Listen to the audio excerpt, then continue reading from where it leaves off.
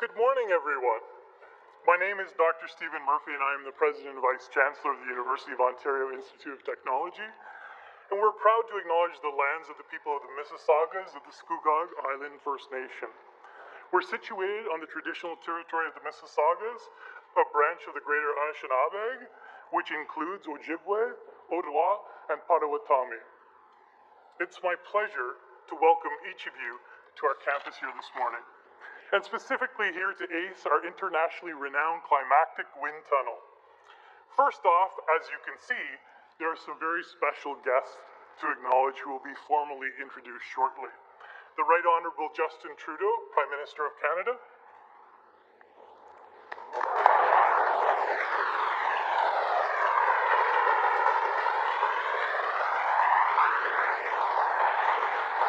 Gotta loosen up this crowd. Everybody, way too tight. The Honourable Navdeep Bains, Canada's Minister of Innovation, Science and Development.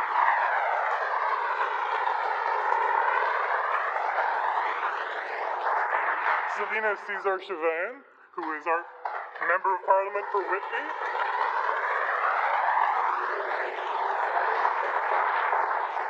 Mark Holland, who's our Member of Parliament for Ajax in the Parliament. Can't get the second part of it. Okay. And Jennifer O'Connell, the Member of Parliament for Pickering Uxbridge. I'd also like to give a warm welcome to our Board of Governors, who include Lisa Edgar, Jim Wilson, and Jeremy Bradbury, who are here today. Thank you for being here. I'd like to thank our previous Board Chair, Glenna Raymond, who's in attendance, and our previous President, Dr. Tim McTiernan, is here as well.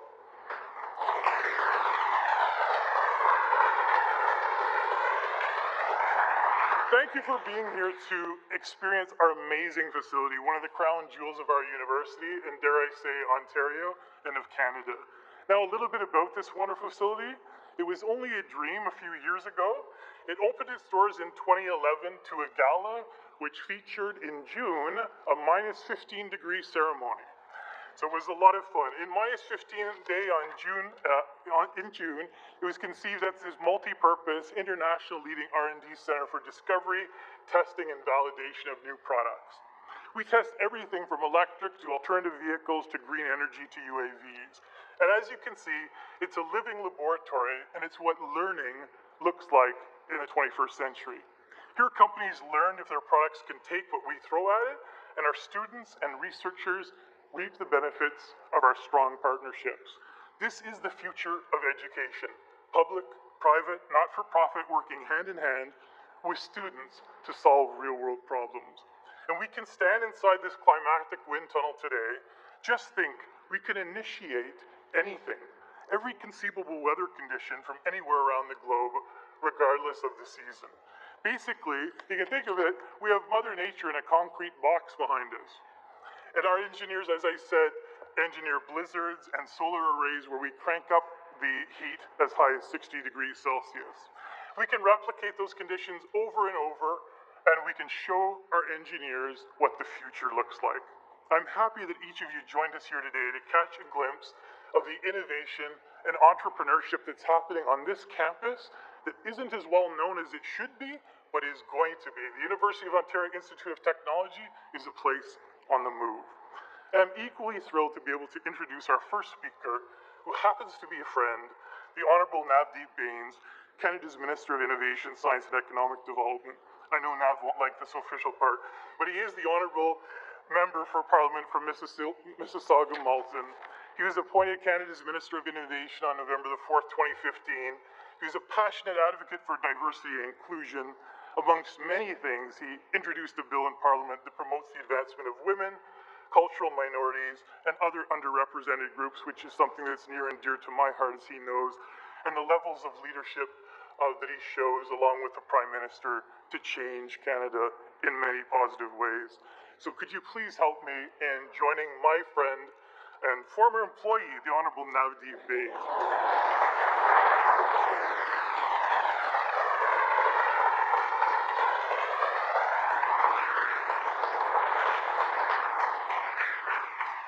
Thank you very, very much, Stephen. Merci beaucoup. Bonjour à tous. Thank you. C'est un honneur et un privilège pour moi d'être ici aujourd'hui. Je voudrais remercier tous les travailleurs,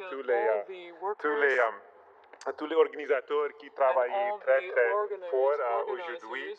Particulièrement, je voudrais remercier Stephen Murphy for votre leadership. It really is a delight to be here, and I want to particularly thank Stephen Murphy. It's pretty cool when you get introduced by your former boss. And I'm glad he's still happy with me, but we really had the privilege of working together on many important issues at Ryerson University for several years. So it's great to see Stephen continue to succeed in his endeavors in promoting post-secondary education. And he truly is a champion of diversity. He's someone who really cares about the economy as well, and I listen to him intently on CBC on the market when he's speaking about very important issues, particularly all the economic progress we made in the past several years. And also delighted to be here with my colleagues Jennifer, Mark, and Selena, who are tremendous parliamentarians who do a great job of representing this community as well. And it really is a special day for me personally. And if you're GM employees, I apologize if you can cover your ears, but many of you know I started my career at Ford Motor Company of Canada. And so I'm very passionate about the automotive sector, and this sector really means a lot to me. And it really is special for me to be here today because I work very closely with the Prime Minister. And under his leadership, since we formed government, since 2015, we have seen investments of $5.6 billion in the automotive sector. These are key sector to our economy. That helps employ 500,000 Canadians, both direct and indirect jobs as well. And so the Prime Minister really understands that these investments are critical to our OEMs and also to our parts suppliers. We have over 700 suppliers that make up the ecosystem in the automotive sector as well. But what's really important to note is the Prime Minister is also committed not only to getting investments today, but building the car of the future. Having a long-term plan for our economy, having a long-term plan for the automotive sector. And that's why he's made significant investments in science and research, over $4 billion in the last budget as well. So really it's a delight to be here with the Prime Minister and to get to introduce someone who I respect and someone who really is a champion. So ladies and gentlemen, I'd like to introduce the champion of the automotive sector for innovation and for jobs, the Right Honourable Justin Trudeau.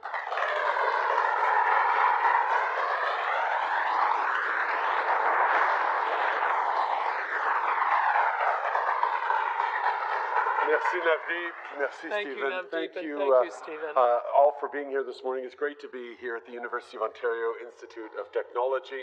Glad to be joined by Minister Baines, whose work is supporting Canadian innovation and science, and MPs Jennifer O'Connell, Selena Caesar-Chavannes, and Mark Holland, all of whom are incredible advocates for this region. And might I just add, congratulations to Mark as well. We've announced this morning he will be our new Chief Government Whip.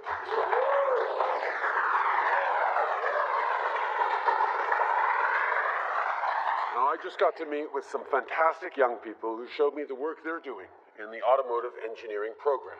Things like testing aerodynamics in a wind tunnel, which I got to help out with today. Well, at least not hinder too much. It's this kind of technology that makes the Automotive Centre of Excellence here at UOIT a world-class facility. Everything from cars to bicycles to drones are tested here, developing the best quality and performance possible. And our government is committed to supporting work like this that creates economic growth and produces real results. That's why today we're announcing that the federal government is investing nearly $9.5 million to support innovation and training here at the centre.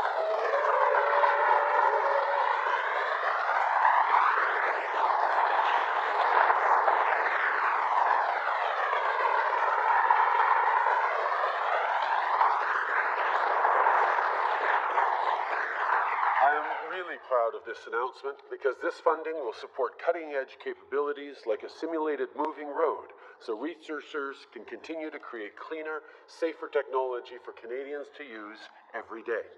Supporting this project means new energy-efficient products that are going to deliver better results while reducing pollution.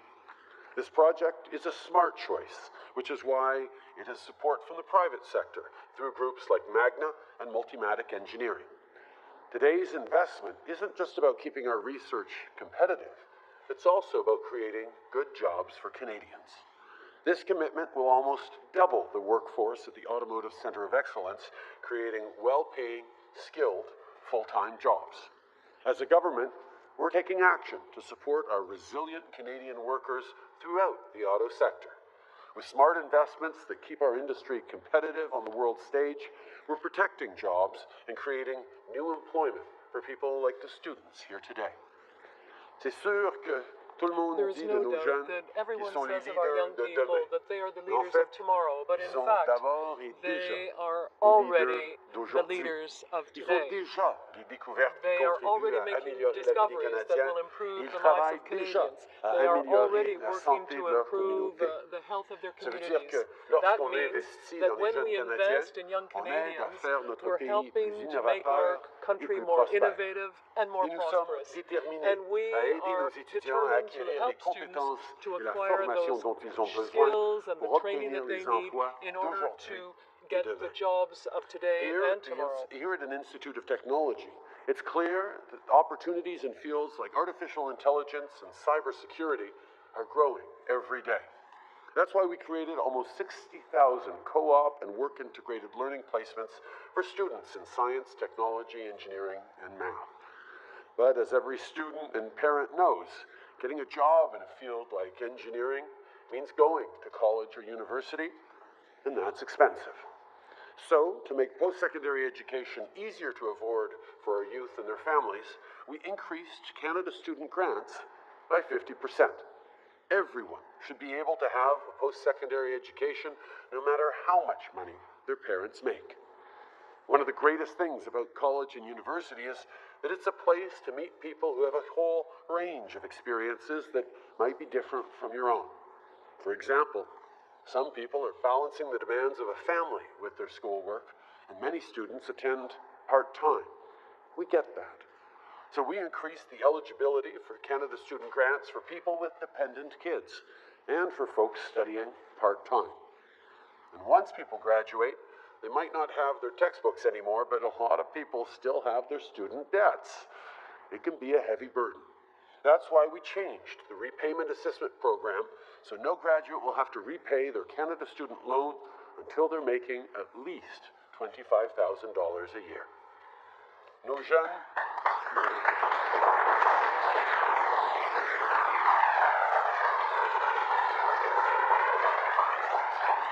Nos jeunes, au début de leur carrière, sont un moteur d'innovation et de croissance économique.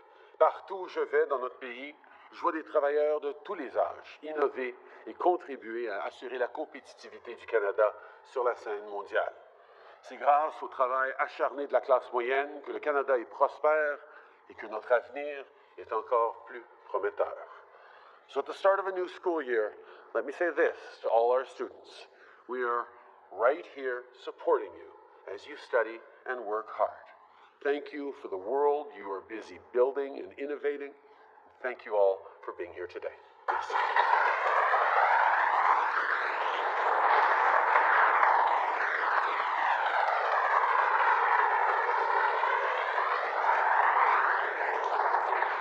Thank you, Prime Minister. Thank you, Minister Baines. I can't think of a better way to kick off the school year. I'd like to now introduce MP Selina Chavans. Cesar Chavans, I'm sorry. Selina, please. Big friend of the, if I can do a little intro first, if you don't mind. She is our, well, I like to brag about her. She's our MP for Whitby and also serves as the Parliamentary Secretary to the Minister for International Development et la Francophonie. She is a strong advocate for the university. She's often on campus, visiting our classrooms or in the labs with researchers, including as early as last week, if I'm not mistaken. She's also a strong advocate for people living with mental illness, which is obviously very important in the context that we're sitting in. She was awarded the Canadian Alliance on Mental Illness and Mental Health Champions of Mental Health Parliamentarian Award in 2017, and she was also named one of the most influential people of African descent, Global 100 Under 40 Politics and Governance 2017. Please welcome me, please join me in welcoming MP Cesar Chavana.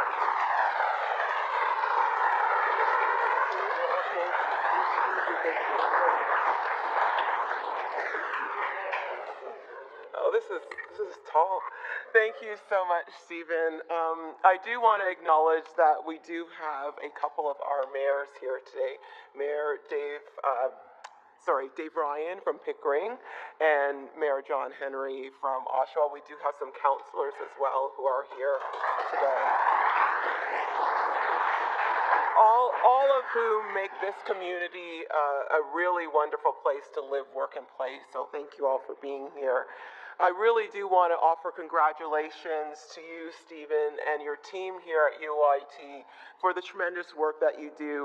I'm so pleased to be a part of this exciting announcement and the great news here in Durham Region. This is actually as Stephen said, my second time here in a couple of weeks.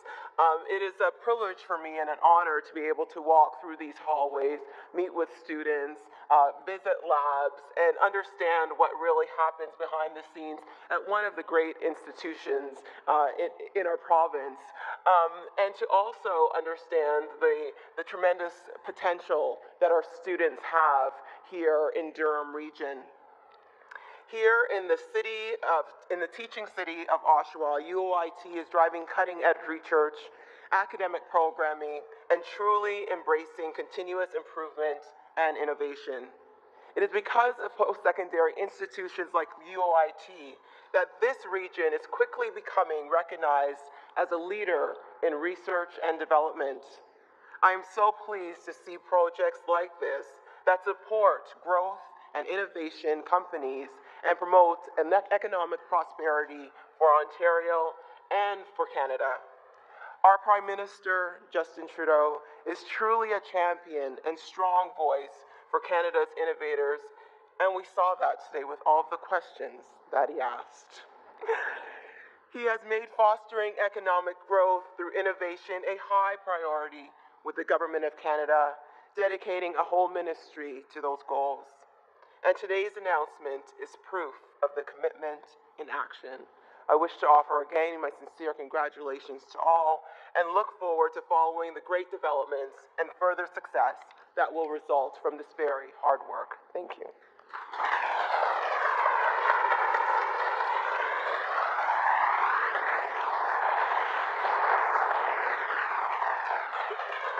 Thank you, MP Cesar Chavan. You see, I'm so used to doing Selena, that's where the trip up came.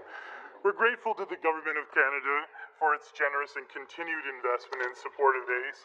The Government of Canada has been vital to this university from the very beginning. And the ACE Enhancement Project will help to keep us at the cutting edge and attract innovative research and development opportunities for our university. It will support Canadian economic growth, competitiveness, decrease time to market for new products, and keep industry partners like Travis Hester of GM, I see over there that I forgot to acknowledge, in addition to providing an unparalleled experiential learning environment and research infrastructure. The Government of Canada's investment in this facility also greatly benefits our students, who you see behind me, by providing them with the innovative technology and infrastructure to advance their education. We have many of our student leaders with us here today, as you can see, and I'm so proud to introduce you to one of them, Brooke Godding, a third-year mechanical engineering student. When Brooke isn't in class or studying, she works at ACE as part of our University Works programs. And if that doesn't keep her busy enough, Brooke helps to enrich other engineering students' experience through involvement and attends conferences in engineering across Canada. She's also advocated for a unified community of engineers in and around campus as Vice President External with Women in Engineering Society, something so vital to move the needle on. And her efforts don't stop there. Brooke also serves as the outreach coordinator of the Professional Engineers of Ontario Student Conference. Help me welcome Brooke to the podium to say a few words on behalf of students.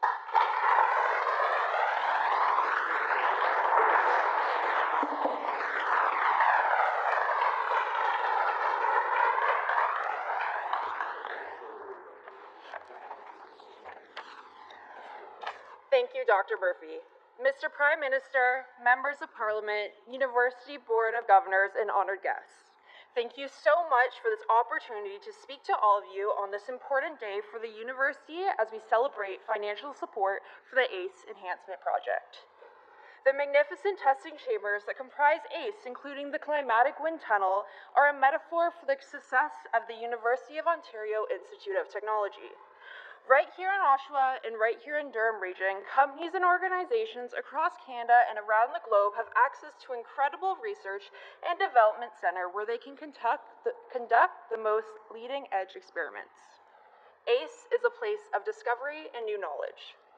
Facilities like ACE not only attract leading engineers to explore and create, they also inspire young and inquisitive minds, today's students and tomorrow's leaders. The success of ACE in many ways translates to the success of students who are here to learn, roll up their sleeves, and work alongside brilliant and innovative researchers. The opportunity to conduct activities in ACE, including the moving ground plane, expands the horizons of students like myself.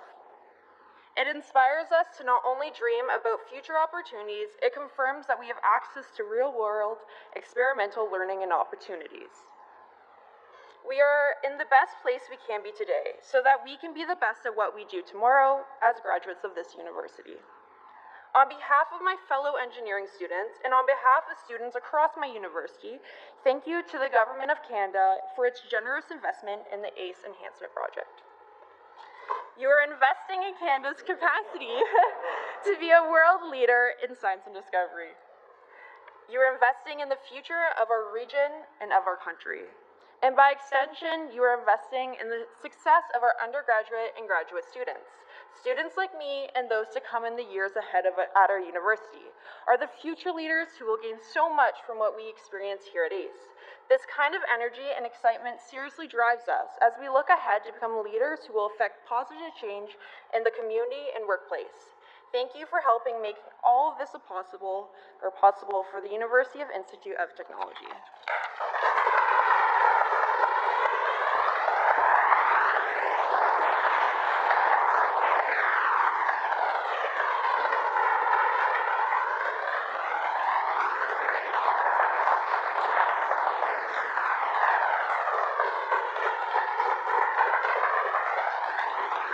Thank you, Brooke. You are an inspiration to us all and a perfect example of what our most important job here is at the University of Ontario Institute of Technology, and that's graduating Canada's next generation of tech entrepreneurs. In closing, the Government of Canada's investment in the ACE Enhancement Project elevates our university on our journey to becoming the most preeminent technological university in Canada, and we are up to that challenge. Thank you very much for joining us today.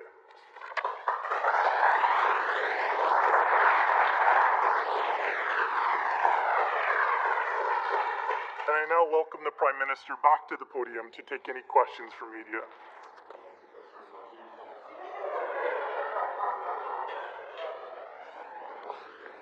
Bonjour tout le monde. Happy to take your questions. Cheryl Krawchuk, CBC News. And if you could answer in English and French, please. Regarding NAFTA, why haven't we reached an agreement yet? There is a report in the Toronto Star suggesting President Trump is not willing to make any compromises. We have said from the very beginning that we believe there is a win-win-win out there. We know that a renegotiation of a 25-year-old accord is it's about time, and there are many things that we're looking at improving the accord by. We have engaged for the past year or so in a thoughtful, positive, constructive way. We will continue to. Our negotiators are right now down in Washington continuing to engage on it. But we've also been very, very clear. We will only sign a deal if it is a good deal for Canada. Again, no deal is better than a bad deal for Canada and for Canadians, and that's exactly what we are remaining firm on. However, we know that it is very possible to get a deal that works in everyone's interests because, quite frankly, here in North America, the collaboration, the cooperation across our countries has resulted in extraordinary economic growth, extraordinarily good jobs for Canadians, Americans, and Mexican people alike. So we're going to continue to operate constructively, in good faith around the table, and we're looking forward to signing the right deal for Canada. Nous allons continuer d'être engagés à la table de négociation. Nous savons qu'une renégociation de l'ALENA après 25 ans est tout à fait louable comme but. Nous savons que c'est possible d'avoir un accord qui sera gagnant-gagnant. Alors, nous restons constructifs, positifs autour de la table. Nous sommes là aujourd'hui à négocier. Mais en même temps, j'ai toujours été très clair, nous n'allons signer que ce qui est un bon accord pour le Canada et pour les Canadiens. La vérité, c'est qu'aucun accord de l'ALENA ce serait mieux qu'un mauvais accord pour les Canadiens. Alors nous allons continuer de négocier de bonne foi et nous attendons à pouvoir réussir. On another topic, with Alberta's announcement yesterday, how can you keep your climate change commitments? We've been very clear from the very beginning that we know that growing a strong economy and protecting the environment must go together. We have moved forward on a national plan to fight climate change, putting a cost on pollution.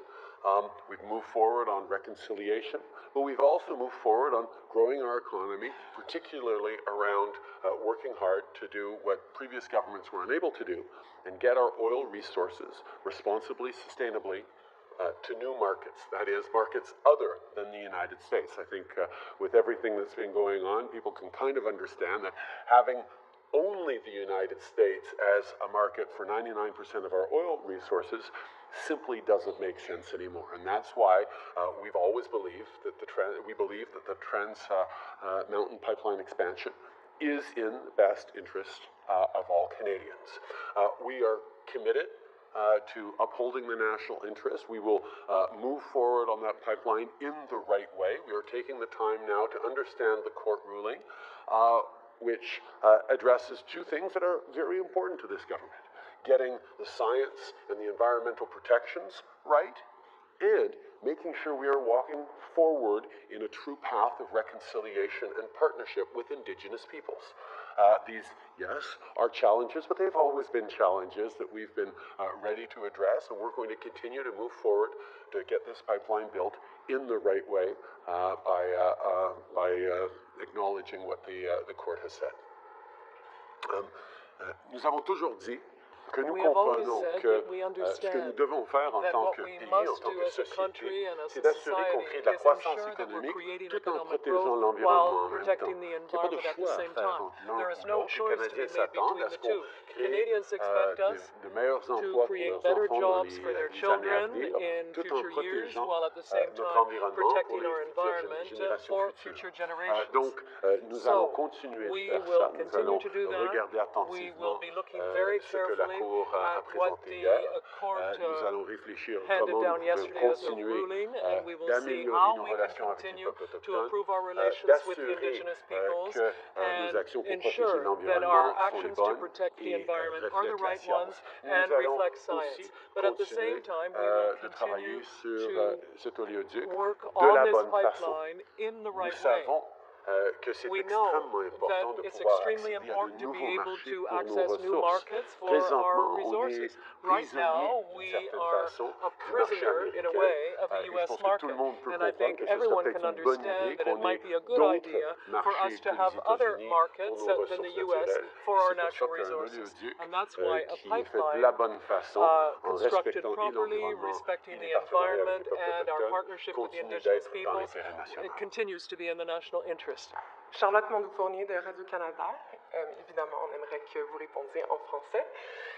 J'aimerais d'abord rebondir sur la question de ma collègue. Le fait que l'Alberta se désiste du plan national de lutte contre le changement climatique, qu'est-ce que ça veut dire en fait pour le plan? Est-ce que vous allez devoir le revoir? Comme j'ai toujours dit, nous avons un plan concret qui va atteindre nos cibles de Paris. Nous avons mis sur pied un plan qui est pan-canadien et qui met un coût which sur la puts a pollution. price on pollution.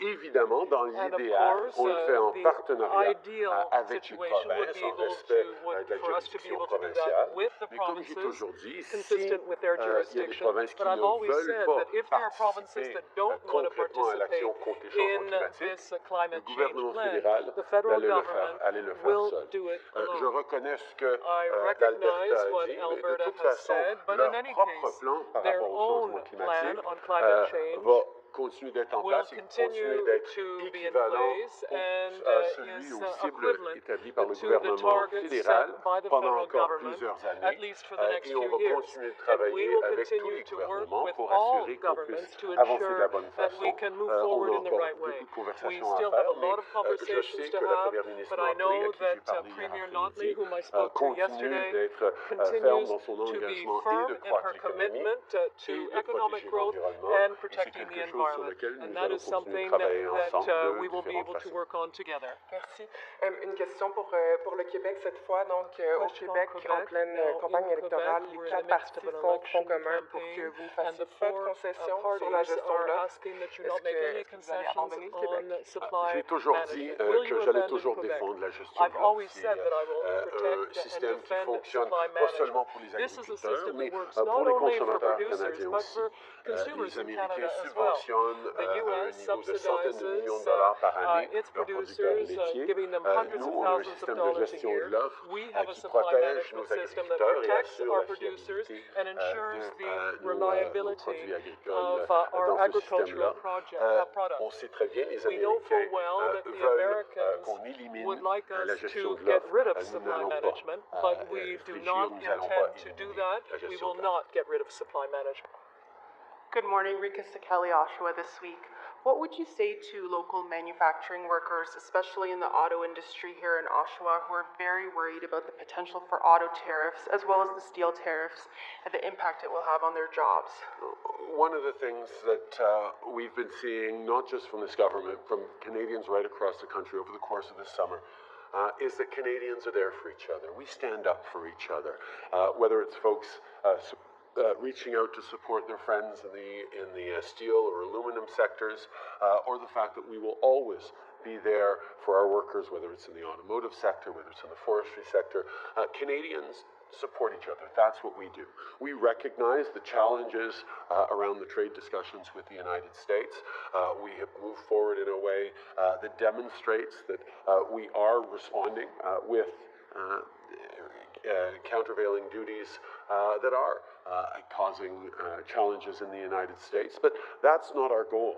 Our goal has always been to get to smooth and fair and free trade between Canada and the United States. The best way to do that is to move forward with a NAFTA that is a good deal for Canada. But as I've said, at the negotiating table on international trade, we will always stand up for Canadians, we will always stand up for Canadian interests, and we will always defend Canadian workers. That's what we've been clear on, and that's what we will continue to do. Hello, Janice Williams, The Chronicle, here at Durham College in UOIT. I was wondering your thoughts on Premier Ford's position regarding free speech and funding for universities.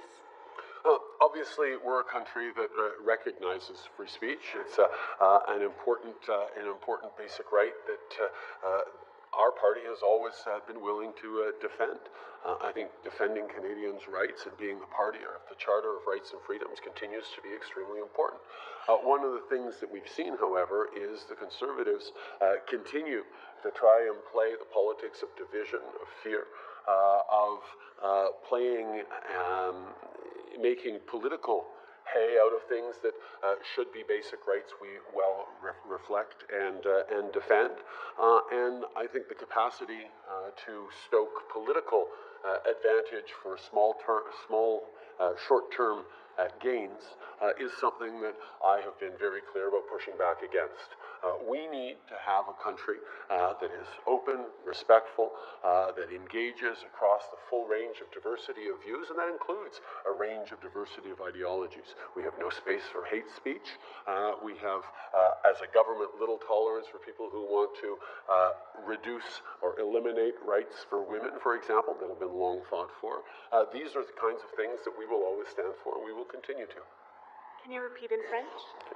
Nous allons toujours défendre les We will droits et always libertés des defend Canadiens, the que ce rights soit la and liberté freedoms of d'expression, Canadians, la whether it's liberté freedom of de expression religion, or toutes freedom les of autres religion libertés or all protégées the dans other la Charte. liberties and Nous freedoms that are allons protected under toujours the chercher Charter. We à le will faire en always seek rassemblant to les do Canadiens, that et by pas en uniting jouant une Canadians politique de and not by division, de peur, playing the ou politics of d'intimidation, division comme and malheureusement fear on voit and souvent par le intimidation, Parti which is something we often conservateur. see Nous done by the restons fermes Conservative que de Party. défendre We remain les firm in droits our des desire Canadiens to pour defend rendre Canadians' plus rights. forts We et believe pas that nous will make us diviser les uns stronger contre les rather autres. than pitting Canadians Morning, one Prime against Minister the other. Dick, Canadian Press.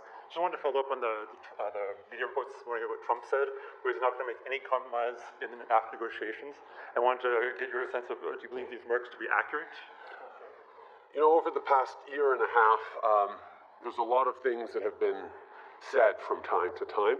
I think people have noticed that our government's approach is always to stay constructive, positive, to engage on the substance of issues, and to demonstrate that we understand that the path forward is one of making sure that there's a win-win-win on all sides. We're going to remain constructive, positive, serious and creative about what we do around the negotiating table, what we do in relation with the United States, but we are also going to be unequivocal about always standing up for Canadians' rights and Canadians' interests. That's what people expect, that's what I'm going to do. I just related to what the American administrators are saying.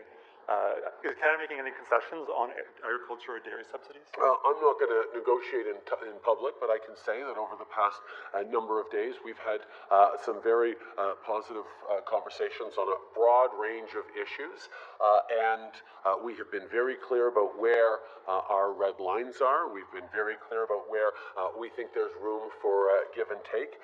This is something that we take seriously as a renegotiation. We understand how this works. We've remained good faith about it. We've remained constructive and reasonable, and we will continue to do that. Thank you. Merci beaucoup tout le monde. Thank you very much for being here.